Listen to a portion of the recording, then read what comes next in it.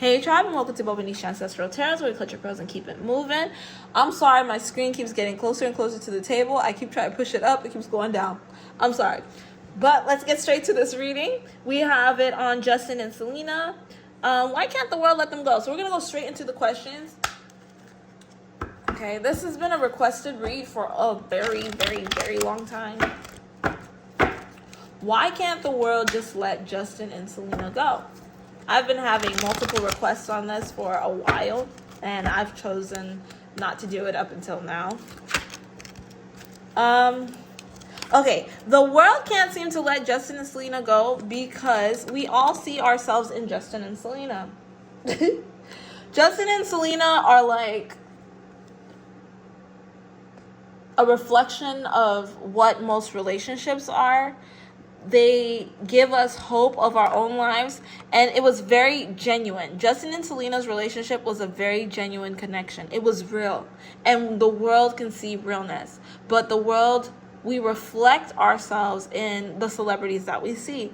And I think that it just takes us back to a time. I know, like, for me too, it takes me back to a time of when I was trying to figure myself out, and seeing them together, it just made me feel better. Like, okay, like, you see two people that operate on the same energy because you can't take it away. They operate on the same freaking frequency. And that's why they're just not going to work out right now, because they do operate on the same frequency. When one suffers, the other one suffers. They are twin flames. That's for sure. Genuine twin flames. But it's like a Jennifer Aniston and Ben. No, not Ben. What was the guy? The one that married Angelina Jolie. Ooh, Jennifer Aniston and Brad Pitt. They were together, right? It was Brad Pitt. I think it's Brad Pitt. They were together. And then he left her when they were doing Mr. and Mrs. Smith. And, like, the world loved Brad and Jennifer together. They were a good match, because the world could see themselves in them. And that's the same thing with Justin and Selena. The world loves them because we can see ourselves in them. And it's just the same cycle. Wow, that's wild. It's the same. Oh my God, how did that come to be? It's the same cycle repeating itself with Justin and Selena. Wow, now that gives me questions, okay? That's why the world can't let them go. We see ourselves in them. Let's see. How was their love story? Was it actually a good love story?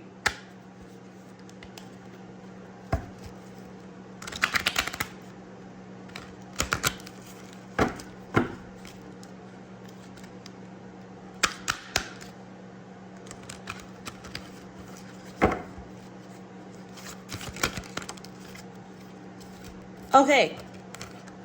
I feel like their love story operated a lot on a lot of sadness, a lot of hate for people. So they really did, when they first got together, they bonded over hating others. And I think that was why it's so easy for them not to be together now, is because they did both come from a place of hate. But now that we know all that we know, we can kind of understand why, right? But I feel like they were in pain because of their parents. They both came from single parent households. Even though Selena's mom remarried. So that wasn't her dad. That was her stepdad, you know?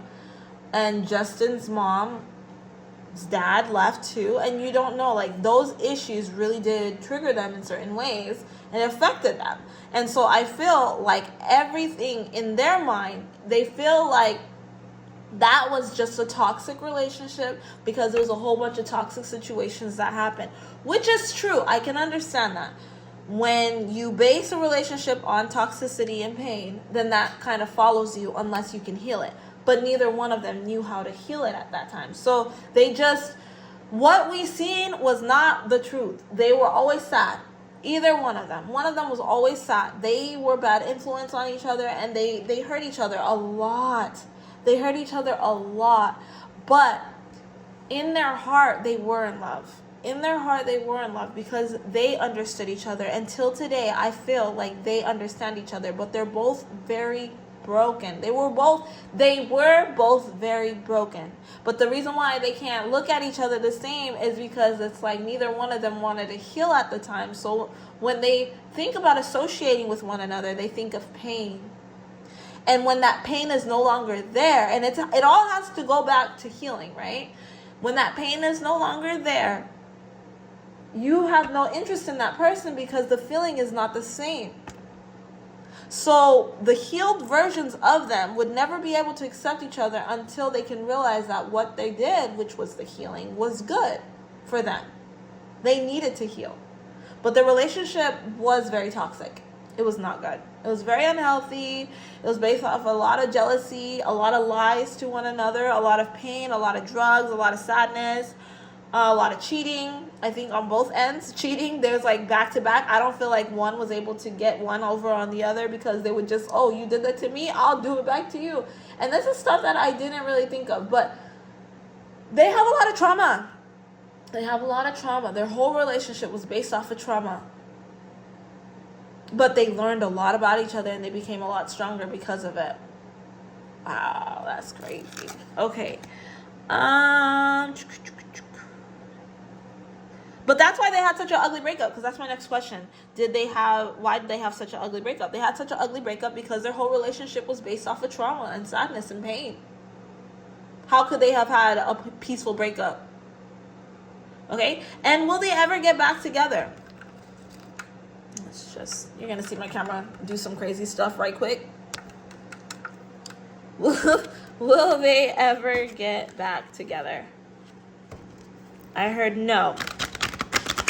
But a friendship could form.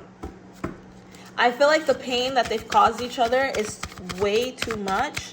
I'm so sorry, guys. I'm going to get this situated, okay? I promise. What the heck is going on? Yeah, I feel like no, they will never get back together.